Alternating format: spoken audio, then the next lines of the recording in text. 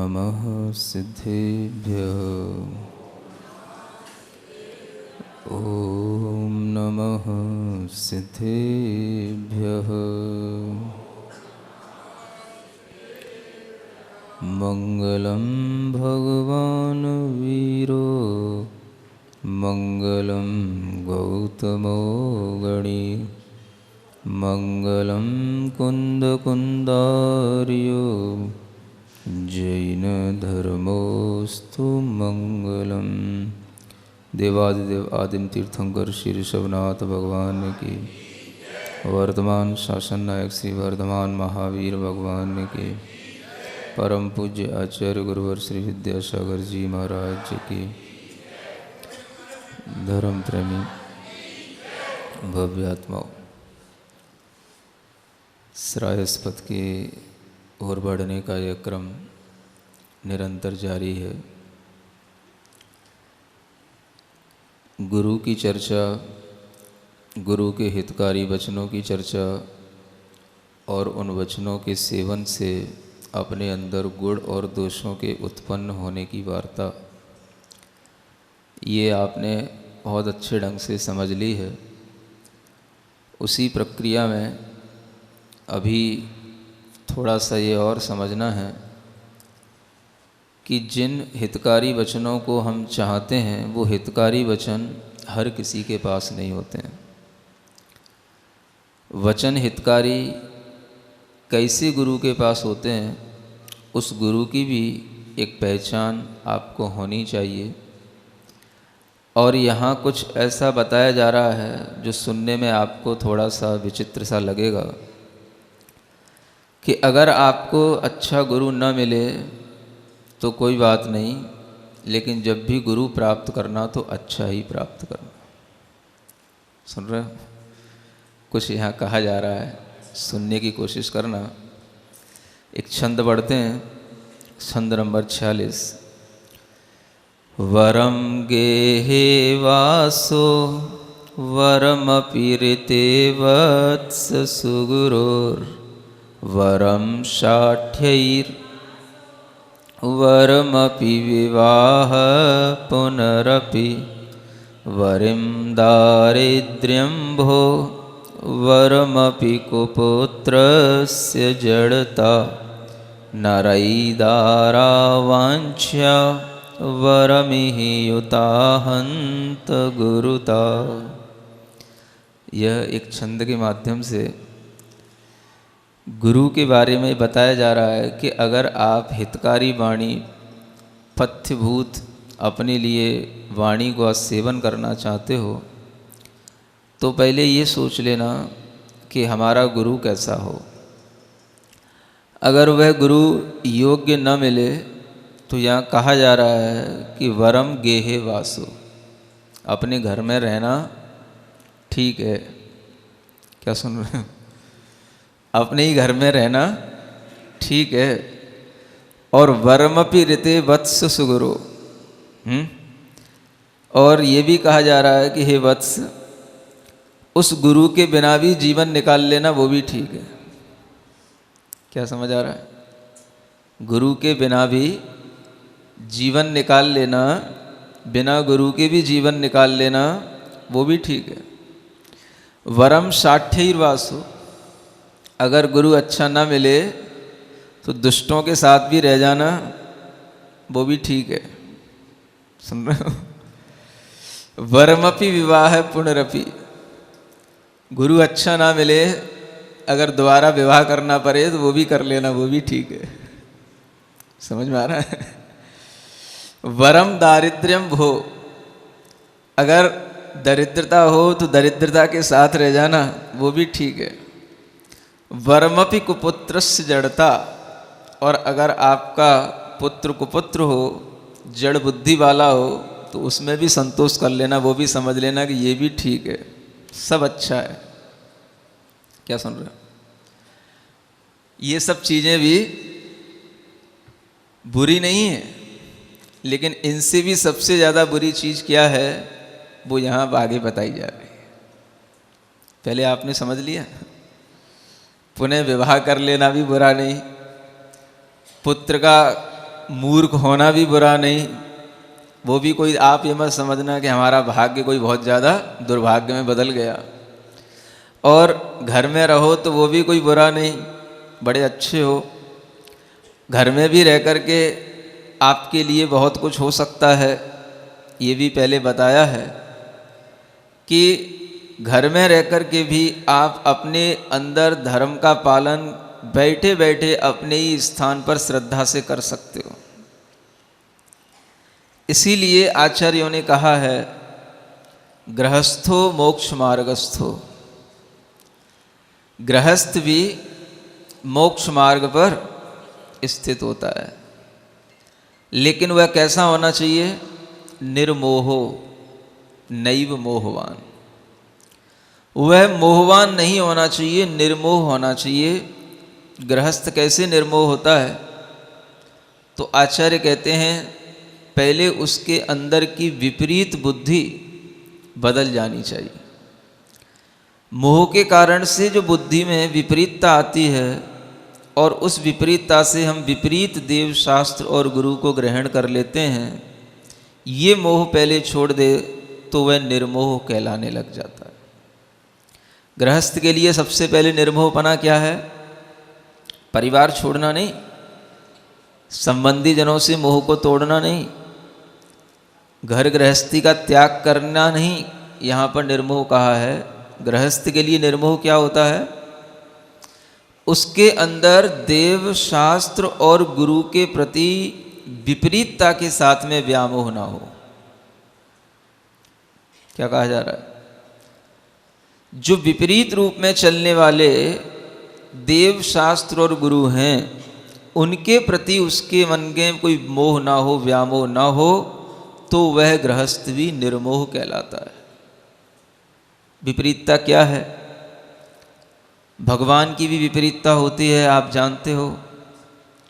अगर भगवान में भी राग द्वेष दिखाई देते हैं, 18 दोष दिखाई देते हैं, उनके अंदर भी भूख प्यास और वो भी अगर नींद लेते हुए दिखाई देते हैं, स्त्री प्रसंग करते हुए दिखाई देते हैं, तो वह भगवान कितने ही अच्छे क्यों ना लग रहे हों, उनसे वह गृहस्थ मोह नहीं करेगा, उनसे वह मोहवान नहीं बनेगा।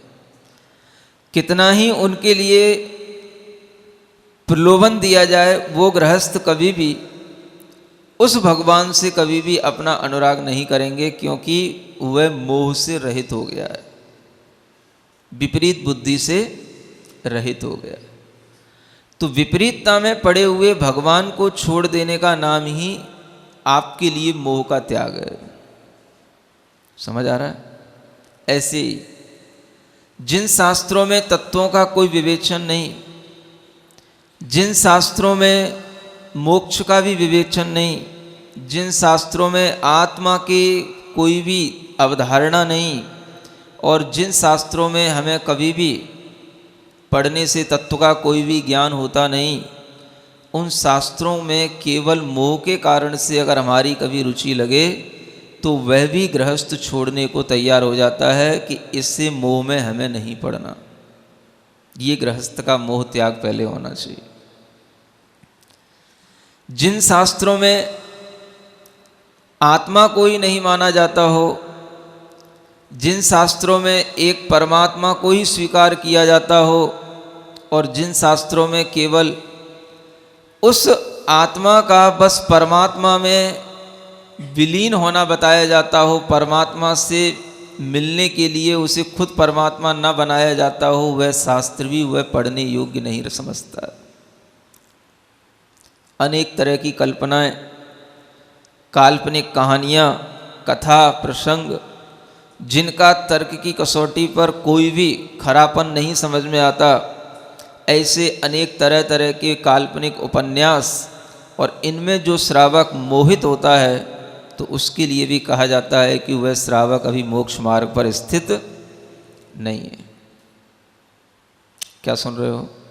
गृहस्थो मोक्ष मार्गस्थो। गृहस्थ भी मोक्ष मार्ग पर स्थित होता है। कब होता है? जब वह मोह से रहित हो। किस विषय में मोह से रहित हो? तो देव शास्त्र और गुरु, इन तीनों के विषय में वह व्यामोह ना पाले, कैसा व्यामोह? उल्टे जो चल रहे हैं या जो विपरीत स्वरूप को धारण किए हैं उनसे व्यामोह ना पाले। समझ आ रहा है कि नहीं आ रहा? खा पी के आते होगे ना आप लोग, तो हैं? चाय वाय पी के आए हो कि नहीं आए? फिर तो कैसे समझ में आएगा आप लोग हैं? इसीलिए बीच में पूछ रहा हूँ, समझ में आ रहा है कि नहीं आ रहा है? आ रहा है, मतलब जागृत हो। ऐसा तो नहीं कि चाय पिए बिना कहीं नींद नहीं उतरती हो, हैं? मोह हमारे अंदर ऐसा ही काम करता है, सुन रहे हो, कि वह नींद में हमें भीतर से डाले रखता है।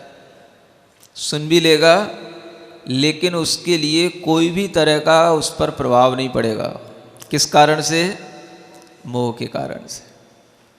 मोह से रहित होना भी श्रावक के लिए बड़ा कठिन काम है। जो मोक्ष मार्ग पर नहीं चल रहे हों, जो मोक्ष मार्ग के अनुरूप न हो, उनसे हमारा मोह नहीं होना, ये पुरुषार्थ कर लेना भी श्रावक का बहुत बड़ा धर्म है। और यही धर्म उसको मोक्ष मार्ग पर स्थित कर देता है। विपरीतताएं दिमाग में इतनी पड़ी रहती हैं कि हम अनेक तरह के उपन्यासों को भी शास्त्र समझ के पढ़ लेते हैं, अनेक तरह की कल्पनाओं की कहानियों को भी हम जो है बड़े बड़े शास्त्र समझ के पढ़ते हैं, और हम विपरीतताओं को कभी भी छोड़ नहीं पाते हैं। और यही बात गुरु के साथ भी होती है। गुरु के लिए भी अगर आपके अंदर विपरीतता का भाव पड़ा है तो आपके मोह के कारण से आपके अंदर कभी भी मोक्ष मार्ग बन नहीं सकता है। क्या सुन रहे हो? ये यहाँ कहा जा रहा है, घर में रहो भले हो, मत आना यहाँ प्रवचन सुनने। सुन रहे हो? घर में ही बैठो। दुष्टों के साथ आपकी संगति हो तो वो संगति में ही पड़े रहना, कोई दिक्कत नहीं। क्या सुन रहे हो? लेकिन ऐसा नहीं सोचना कि चलो जैसा भी गुरु मिला वैसा पा लिया, अच्छा हो गया, कुछ ना कुछ तो मिलेगा ही। सुन रहे हो? इसलिए यहाँ कहा जा रहा है, जो कुछ भी घर में रह करके आपको दुष्टों के साथ रहना हो, दुर्जनों के साथ रहना हो, कैसा ही व्यसनी बनना हो, बने रहना, सब अच्छा है।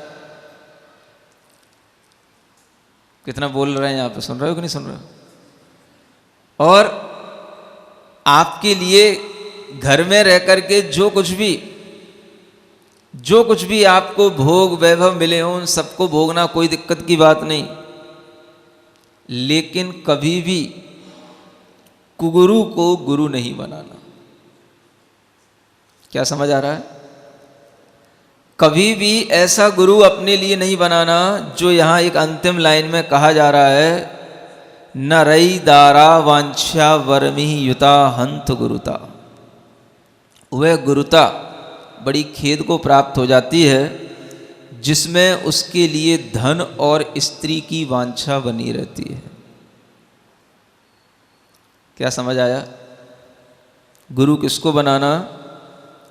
जिसके अंदर धन की और स्त्री की वांछा न हो।